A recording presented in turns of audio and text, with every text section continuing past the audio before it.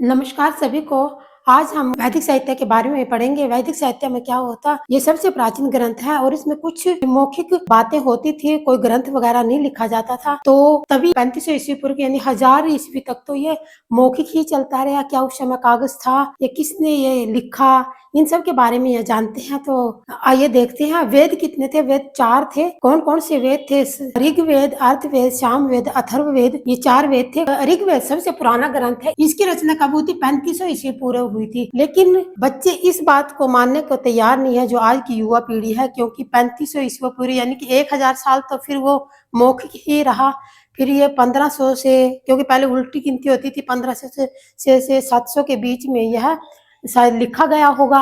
और इसके बाद हम बात करते हैं इसमें कितने छंद थे। अब ऋग्वेद में ऋक का क्या अर्थ है? ये लिखा हुआ ना, ऋक का अर्थ क्या है?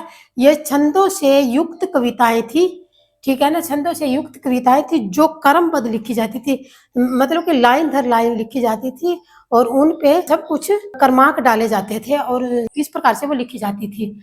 उसी को ऋग्वेद कहा गया। इसकी शाखा प्राकृत भाषा थी, यानी प्राकृत भाषा से फिर संस्कृत भाषा के में कन्वर्ट हो गई। तो इस प्रकार से चलता चलता इस जो ऋग्वेद है इसमें 10 मंडल हैं और 1028 सूक्त है। सूक्त का मतलब क्या है? हम यहाँ जो सूक्त होता है, सूक्त का मतलब ऋग्वेद काल की भाषा के अनुसार प्रार्थनाएं होती हैं, यानी कि अब जो स्कूल में प्रार्थना होती है ना, इस तरह ही सूक्त शब्द का प्रयोग किया जाता था प्रार्थना के लिए। प्रार्थना होती थी मतलब कि और 10,462 रचनाएं इसमें लिखी गई है। कितनी? 10,462। क्या उस समय कागज था? ये भी संदिग्ध है। कोई भी सही जो आज की युवा पीढ़ी है ये मानने को तैयार नहीं है। कुछ एक है जो इसको मानते हैं, लेकिन हमें क्या है, हमने तो पढ़ाना है। चल आगे देखते हैं। जो वेद को पढ़ाते थे उसे होर्त कहते थे। जैसे आज स्कूल में बच्चों को जो पढ़ाता है उसको टीचर कहते हैं, इसी तरह जब वेद को पढ़ाते थे उसको होर्त कहा जाता था। क्या कहा जाता था?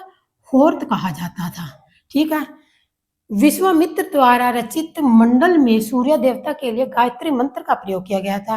क्या उस समय गायत्री मंत्र भी होते थे? ये भी एक संदिग्ध है, ठीक है ना। तो विश्वामित्र द्वारा रचित तीसरे मंडल में सूर्य देवता के लिए गायत्री मंत्रों का प्रयोग किया जाता था उस समय में। अब देखते हैं आगे। उस जो गायत्री मंत्र होते थे उसको क्या कहा जाता था? उसको सावित्र कहते थे। क्या कहते थे? सावित्र।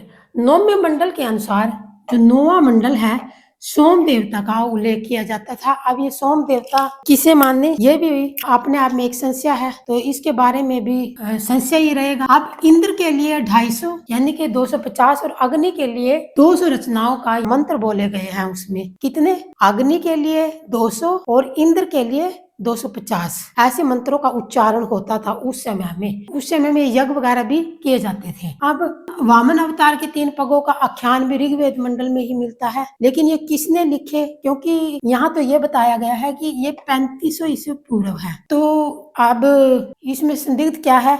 1500 से 500 के बीच ये लिखा गया, ठीक है ना। 500 के बीच ये लिखा गया, तो इसमें अब क्या ही कह सकते हैं। वामन अवतार के 3 पगों का आख्यान भी इसमें मिलता है। 30 जो पांडुलिपि इसमें मिली थी, 30 पांडुलिपि, ठीक है ना, वो 2007 में इसको यूनेस्को में सम्मिलित किया गया और मेमोरी ऑफ द वर्ल्ड में शामिल कर लिया गया। तो जय हिंद।